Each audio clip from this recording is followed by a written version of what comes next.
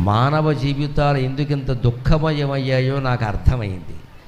జంతువులు మనని శపిస్తున్నాయండి, జంతువులు మనని శపిస్తున్నాయండి.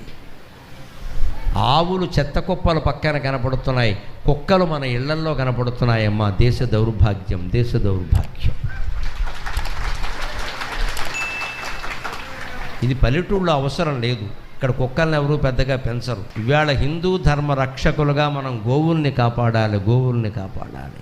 ఆవులు చెత్త కుప్పల దగ్గర కనపడుతున్నాయి, కుక్కలు మన పక్కలెక్కి కూర్చున్నాయండి. ఇక్కడ వేటిని పోషించాలి, వేటిని విసర్జించాలి.